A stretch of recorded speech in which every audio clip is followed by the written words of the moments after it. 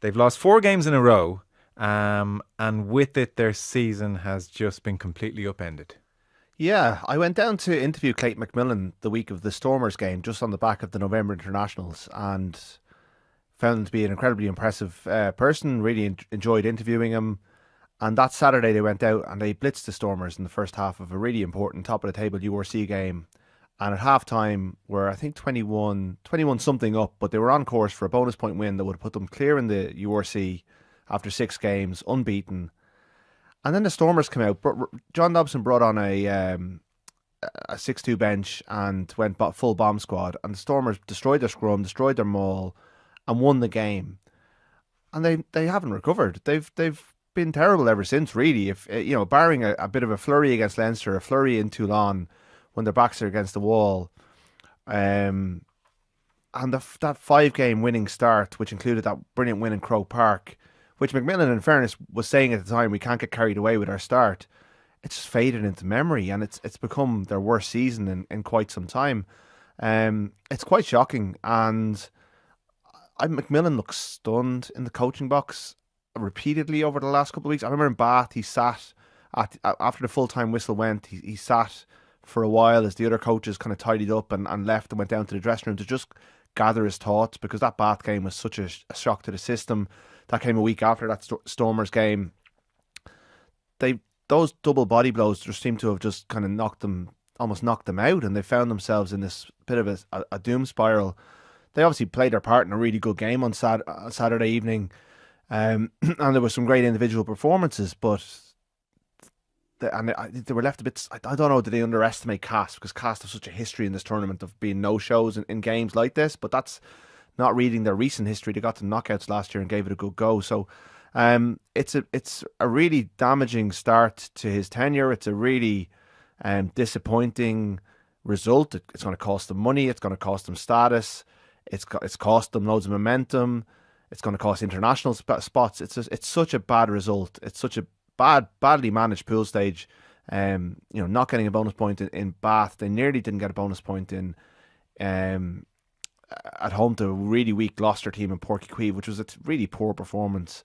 They rallied last week and then just couldn't get the job done on Saturday, and probably a reflection of where they truly are in terms of budget and their squads and all that sort of stuff. Because you look at the Cast team and they have a lot of really good players, and maybe Cast should be beating Munster based on what they're spending and who they have on board. But that's not what we've come to expect. We've always expected Munster to be able to punch above their weight. So yeah, it's a really gloomy and I say Munster fans are waking up this morning in a bit of despair about the kind of prospects. Yeah.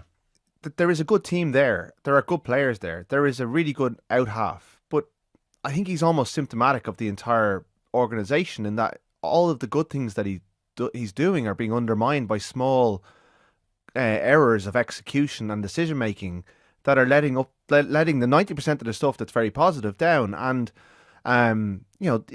you look at the French teams that played against the Irish teams this weekend, who Bayonne had nothing to play for, and you look at Nolan Le Garrec for La Rochelle last week, they're nailing every conversion pretty much. I know Bayonne missed a pivotal kick at a pivotal time. I'm not saying they're perfect, but there seems to be a higher standard, say at the line out, at set piece of execution, and they're not letting 2 points. And this has been an issue with Jack Rowley going back to last year's Champions Cup and the year before. Like they're not turning 5 into 7. And if you're in a dogfight like they were against Cast, look, no one expects 100%. But if you want to be a world-class out half, an Ireland out half, Munster's talisman, you got to make more of them than that he's making. Especially whatever about the one that hit the post when he got timed out. That, like, mistakes happen, but as it went on, he could see something had gone off in his mind, and he just wasn't executing those kicks well.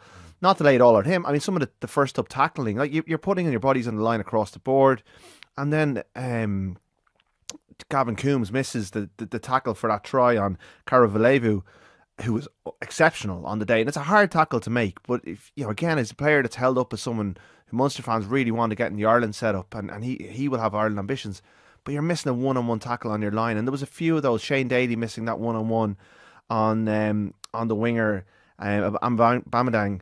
Like, that's all undermining the great stuff, like the really slick attack work, the Tacker Abrahams creating stuff out of nothing. Crowley he's so often finds himself in these scrambled positions, and I'm not sure why he seems to be in those positions so often. But he's making something out of nothing. It seems like when he's operating on instinct, he's really out of strength. He looks very good at fullback, by the way. That Edwin Adogbu comes on, he's brilliant. But then the line out malfunctions or the scrum malfunctions, and the scrum just isn't good enough at this level. So I think there's a good team there. That's why it's so disappointing. Munster fans conceded, like they were capable of winning the URC a couple of years ago. Their recruitment, I think, has let them down a little bit. They're not as strong as they were then. They haven't replaced some of those players like with like. You know, they lost Peter O'Mahony and Conor Murray last winter, maybe or last summer. Maybe that's a factor in them not winning tight games because O'Mahony would be such a big game player for them. But overall, they're not the sum of their parts, and all of the excellent stuff that they are able to produce within games to make these games quite classics. They're not able to win them. Like in Toulon, they were on top, and Toulon were poor in the first half, but they only got 6 points. They weren't able to make their advantage count in that period, and when Toulon had their purple patch, accepting everything Eddie said about the ref, there was probably scope for Munster to pile on points and punish Toulon, as they did the last time they were in Toulon when Zebo was brilliant, and they had Carberry, and they just had a higher calibre of player probably. So it's not like completely, you're not writing off their season. They've got two competitions to aim for, and they're both well able to go deep in them, but they've got to kind of arrest this slide and start winning some of these games that are slipping away from them. They're contributing to games. They're doing a lot right. I haven't seen Munster attack like this in a while. You know what I mean? Like there was a lot of great stuff. The first try, the Craig Casey try, and they went 10-0 down. Like it was a real Castor here to play. They've named a strong team. They're going after this kind of a thing, and they were like halfway line, nothing really on, and it goes to Crowley and through the centres and Abrahams, who was brilliant all night, and then O'Donoghue, and then suddenly Casey arrives. It's a fantastic try. Like they cut them to shreds. And it was a loose enough game as well, Rudd, at times. Both sides running from deep and both having joy. Like some of Munster's attack, when it clicks, when it goes well, is really excellent. You're looking at this team going, geez, these can really play. They're a great watch. 5 tries at home. You know what I mean? It's why baby out with bathwater here would be that they need to keep their heads almost, as Eddie said, and focus on so much good stuff. They're almost in the big stuff, the hard stuff. Well, yeah, and I wondered. I think if you go back to that game in Ulster where Macmillan was really critical of their mindset, like no one has played each other more in the European Cup than Cast and Munster over the years, and there's a familiarity there that probably brings with it a certain expectation. And Cast have rarely, if ever, turned up in Thomond Park and played. Never mind the competitiveness, the style of play that they played. Cast have evolved into a very different team with, an all-black centre in Jack Goodhue, who played for the All Blacks in the World Cup, and Cara Valeva, who we've both mentioned, was exceptional. And I'm sure they did the research, and I'm sure a bit like Leinster and Bayonne, like Bayonne were out, I'm sure they told themselves all week that what was coming, but they almost didn't believe it, and they felt like they'd done the hard work in Toulon. Yeah. And maybe they felt sorry for themselves a little bit after Toulon, but I think mentally there was like that, even though they were able to do some great things in the game, were they 100% on it for this game? Were they as ruthless as they should have been? Did they appreciate the danger that was coming down the tracks? This is a team that drew at home to Bayonne in the Champions Cup 2 seasons ago. This is a team that hasn't been as good, and Thomond Park is no longer the fortress that it once was. I think we have to accept that, and Munster have to accept that, and they can't rely on Thomond Park and the magic of Thomond Park to get them results. Like there is a certain kind of, you wouldn't necessarily always say it about the Challenge Cup, but there is a certain kind of frisson of glamour or big game to it in that. So they're away to Exeter and then they have to navigate the quarters.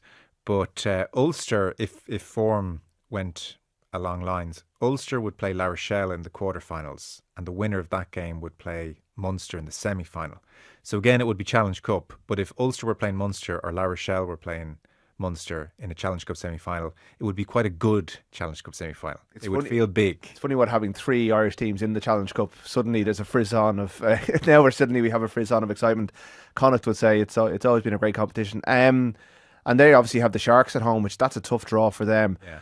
Look, you take my point. I've been to Challenge Cup finals on the eve of Champions Cup finals, and teams always seem to enjoy winning it. This is not a competition that Irish rugby can sniff at.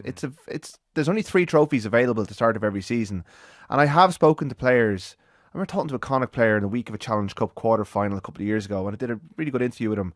And at the end of the interview, I said, "So how are you fixed for the weekend?" And he goes, "We're going to lose. No one here cares about this thing. It's the Challenge Cup." I was like, "What? You can't win the URC, and this is the one thing you could get to a final, have a big day out for your friends, your family, for your fans." And I think there's a danger that certainly with Munster they could turn their nose up at this because of their Champions Cup pedigree, and I think that would be a real mistake for them to do, because you still get a chance to play at the San Mames. You still get a chance for, like, the Red Army will still mobilise, I'm sure, for Exeter into potentially another away game in the quarter final, into it, because they can't be at home. I think in the knockouts unless they get La Rochelle. I'm not sure how that works, but they Rog against Munster in a Challenge Cup semi final, that'll have some glamour to it if they can get there. An Ulster Munster game, wow, that'd be spicy. We can't turn our nose up at this tournament. It's where they're at now, but they got to show that they're one of the best teams in it, and they're only sixth in the URC. There is a Champions Cup spot on offer in this tournament as well. So if things don't go well in the URC, this is a fail-safe for getting back into the Champions Cup. But right now, you'd say Ulster are better contenders given the way they're playing, albeit they haven't had to play teams like Cast or Toulon in recent weeks, or Bath. It was a tough pool for Munster. It looked like a tough pool from the outset. They've made it look tougher than probably we realised. Yeah.